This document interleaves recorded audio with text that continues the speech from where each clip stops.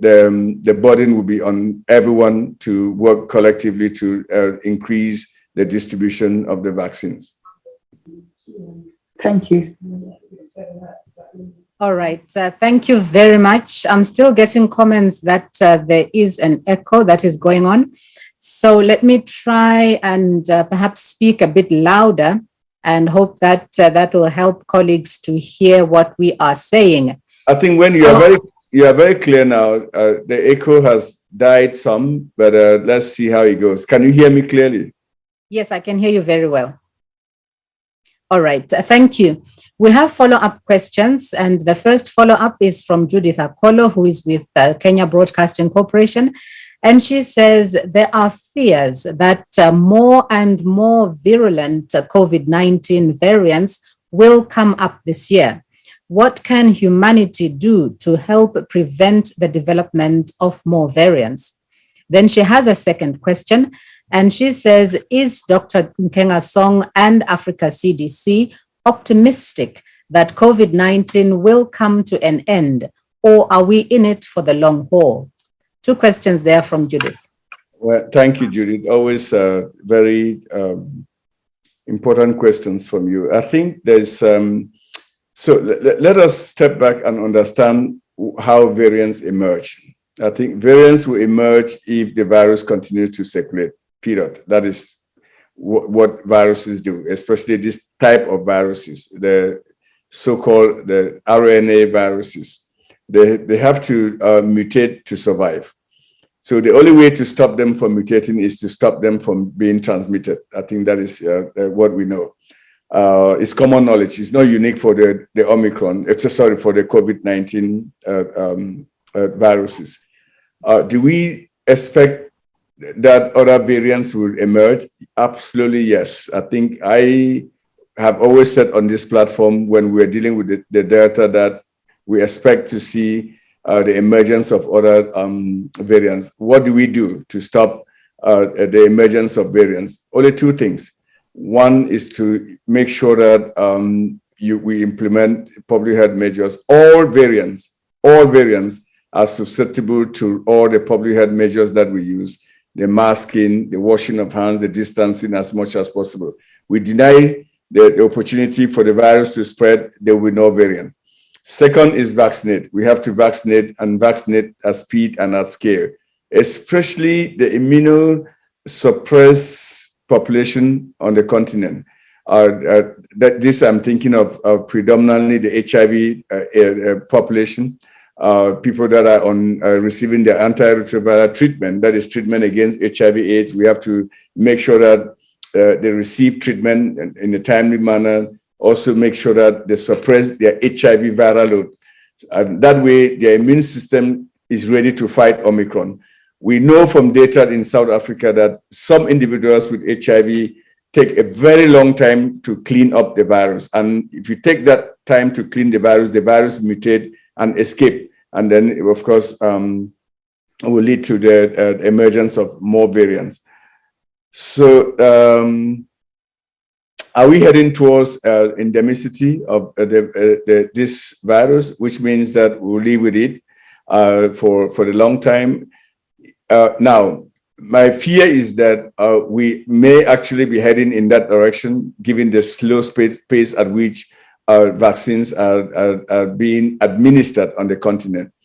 So unless and until by the end of this year, the continent actually scale up its vaccination to above 70 or 80%, my worry is that we might actually be at the end of this year into a scenario where COVID becomes endemic.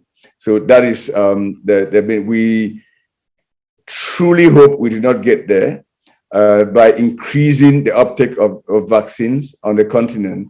But if we do not do that, there's no doubt that we are heading in that direction. All right. Thank you, John. We have another follow-up question, and this one is from Ralph Kruger, who is with the German press agency. And he says, given the fact that only 10% of the population in Africa is fully vaccinated, what will this number be by the end of the year?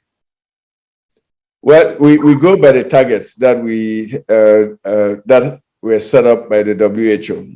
We hope that we can achieve a 70% target by the end of the year, 70% immunization target by the end of the year. That is a tall order given where we are, but we have to do that. We don't have the luxury of not getting to at least 70% by the end of the year. Otherwise, the consequences are those that I just outlined earlier. A scenario where we'll live with COVID on the continent as an endemic disease similar to HIV, HIV/AIDS, TB, and malaria. Remember, HIV/AIDS is still a pandemic, and if we allow this other pandemic to get hold, then we'll be dealing with two pandemics on the continent at the same time, which will be extremely challenging for all of us. All right. Thank you very, very much. We don't have any more questions that are coming through. I still see that Janice's hand is up. Janice, if you have another question, please send it through the Q&A section so that we could put it forward to Dr. John. We really don't have any more questions that are coming up. So I think it is time for us to ask Dr. John to give us a summary of the main points from today's briefing. No, thank you, Wayne. I think let us enter 2022 with a recognition that we might be tired of this pandemic, rightfully so, but the virus is not tired. So let's not let down our guards in 2022. We are all exhausted from this pandemic. We just came out from a holiday season and we saw how disruptive it is.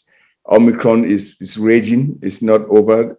Many young people are being infected now, and I think it tells you that we truly have to be humble to say that we don't know a lot about the trajectory of these variants, where they are heading to, and how they will, how the clinical picture will look like. So again, as we start the year, my advice to the continent is, please do not relent. Do not be complacent. Do not be tired. The virus is not going to be tired because we are tired. And lastly, 2022 will be marked by, in our fight against COVID, by three different strategies. One is expanded testing. Second will be expanded vaccination. And third, there will be ability to acquire treatment like the Paxlovid, the new drug that has been identified by Pfizer to be very effective in the tune of 89% in treating HIV, in treating COVID and infected patients.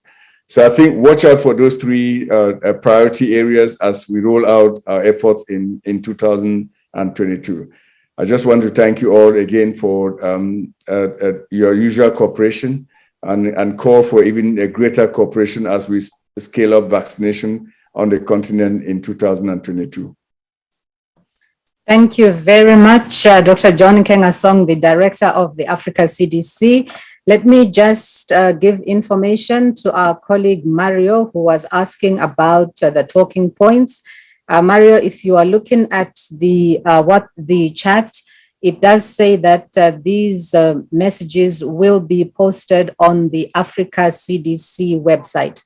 So please do consult the Africa CDC website for the talking points from today. Thank you so much, colleagues, for having joined us. Dr. John, I took away, if I was still writing, if I was still in the media, I could see myself writing a headline referring to that point that you mentioned about we might be tired, but the vaccine, the virus is not tired.